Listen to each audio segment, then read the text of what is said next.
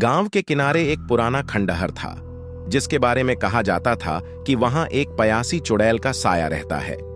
लोग रात होते ही उस रास्ते से गुजरने से डरते थे, क्योंकि कई सालों से उस खंडहर के आसपास अजीबोगरीब घटनाएं हो रही थीं। गांव में किसी ने कभी चुड़ैल को देखा नहीं था, पर उसकी कहानियां हर जगह मशहूर थीं। कहते थे कि जो भी उसकी प्यास को नहीं बुझा पाता, उसे मौत के घाट उतरना पड़ता था। राजू, एक युवा लड़का जो हाल ही में गांव में आया था, इन कहानियों पर विश्वास नहीं करता था। वह साहसी और निडर था। गांव के लोग उसे उस खंडहर के पास न जाने की चेतावनी देते रहे, लेकिन राजू ने उनकी बातों को मजाक समझा। एक रात जब चांदनी अपने चरम पर थी और चारों ओर सन्नाटा पसरा था, राजू ने फैसला किया कि वह इस चुड़ैल की सच्चाई का पता लगाएगा। राजू अपने दोस्तों के साथ खंडहर के पास पहुंचा।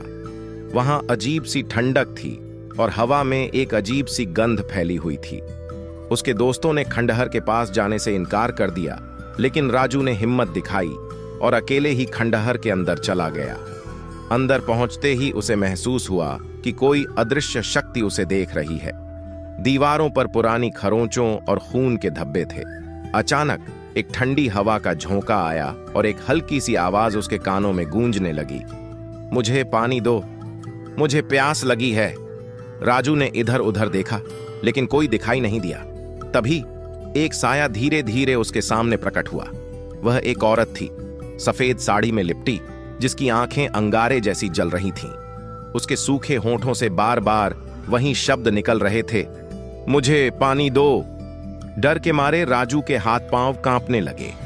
वह तुरंत पास पड़ी पानी की बोतल उठाकर चुड़ैल की तरफ बढ़ा, लेकिन चुड़ैल ने गुस्से से बोला, यह पानी नहीं, मुझे जीवन का पानी चाहिए। तुमने मेरी आत्मा को शांत नहीं किया, अब तुम मुझसे बच नहीं सकते। इतना कहते ही चुड़ैल ने राजू की ओर अपने लंबे नुकीले नाखून बढ़ा दिए। राजू ने भागने की कोशिश की, लेकिन उसकी टांगें मानो जकड़ गई थीं। चुड़ैल की चीख से खंडहर की दीवारें कांप उठीं। अचानक राजू के गले में लगी एक पुरानी माला चमकने लगी। वह माला उसकी दादी ने उसे दी थी, जिसे गांव में एक ताकतवर ताबीज माना जाता था। जैसे ही माला चमकी, चुड़ैल एक दर्द भरी चीख के साथ गायब हो गई। राजू बेहोश होकर वहीं गिर पड़ा।